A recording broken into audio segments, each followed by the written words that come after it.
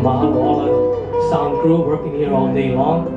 It's a big job. We run sound equipment also. It's a hard job. And we like to congratulate the Music and Book Fair because they've been around for a while. And we know how hard it is to do all of this. I mean, it's just incredible. And we also like to thank Auntie Myrna Kamai for inviting us to perform here on behalf of the Sons of Hawaii. We'll talk a little bit more later. We'll just start off right now.